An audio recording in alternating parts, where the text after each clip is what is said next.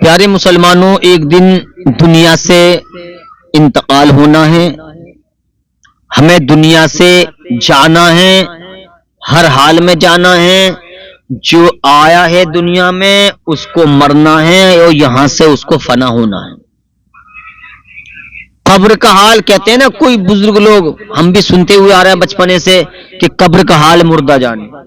قبر میں کیا ہوگا رب جانے یا رب کا بندہ جانے۔ ہم تو دفن کر کے آ جاتے ہیں، پٹلی لگا کر کے، قرآن کی تلاوت کر کے، پھول ڈال کر کے ہم تو واپس آ جاتے ہیں، لیکن اللہ جانے اور مردہ جانے کہ مردے کے ساتھ میں کیا ہو رہا ہے اور کیا نہیں۔ لیکن یہ ہمارے ایمان میں شامل ہے کہ ہاں، مدینے والے مصطفیٰ ہر ایک مومن، ہر ایک اپنے امتی کی قبر میں تشریف لائیں گے، یہ ان کو پکی بات ہے، لیکن شرط اس میں یہ ہے ایمان والا ہونا چاہیے۔ ایمان والا تو ایمان والا ہے تو اس کی شان بھی ہونی چاہیے۔ مسلمان ہے تو قبر میں جانے سے پہلے ایسے کام کر کے جائے جو دنیا میں بھی اس کو کامیابی ملے، قبر میں بھی اس کو کامیابی ملے اور میدان محشر میں بھی اس کو کامیابی ملے۔ قبر کا حال مردہ جانے۔ قبر میں کیا ہوتا ہے؟ حضور فرماتے ہیں کہ قبر پکار پکار کر کہتی ہے، اے میرے اندر آنے والے، یعنی قبر کہتی ہے، اے میرے اندر آنے والے، مجھ میں لیٹنے والے، میرے اندر سونے والے، یاد رکھ میرے پاس آئے تو روشنی کا ساز و سامان لے کر آنا۔ میں اندھیری کوٹری ہوں، میں اندھیرا گھر ہوں، میرے اندر سانپ بچھو ہیں، میرے اندر کیڑے مکوڑے ہیں۔ کون فرما رہے ہیں؟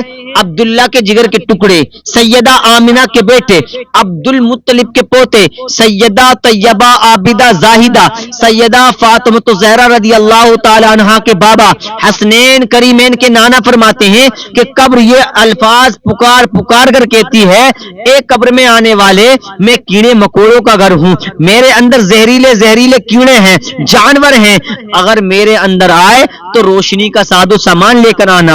اب میں بتاتا ہوں وہ روشنی کا ساز و سامان کیا ہے جس سے ہم عذاب قبر سے بچ سکتے ہیں۔ سب سے پہلے ہے نماز کی ہمیں پابندی کرنی ہے، اللہ کا خوف ہمارے دل میں رہنا ہے۔ جب ہمارے پاس نماز کی پابندی ہوگی، قرآن کی تلاوت ہوگی، ہم نے اچھے عمل کیے ہوں گے اور حضور صلی اللہ تعالی علیہ وسلم پر ہم نے درود پاک کی ڈالیاں نچھاور کی ہوں گی، جب ہمارا اچھا عمل ہوگا تو کعبے والا بھی راضی ہو جائے گا، مدینے والا بھی راضی ہو جائے گا۔ پھر قبر ہم پر ایسا کوئی کام نہیں کرے گی، یعنی کہ ہمیں کیڑے مکوڑے نہیں کھائیں گے۔ کب نہیں کھائیں گے؟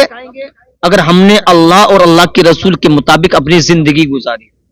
سورہ ملک کے بارے میں فرمایا گیا، سورہ ملک جو پڑھ کر کے سوتا ہے عشاء کی نماز کے بعد میں، یہ سورہ ملک اللہ تبارک و تعالی سے جھگڑا کرے گی، کہے گی اے مولا یہ وہ بندہ ہے جو مجھے تلاوت کر کے سویا کرتا تھا۔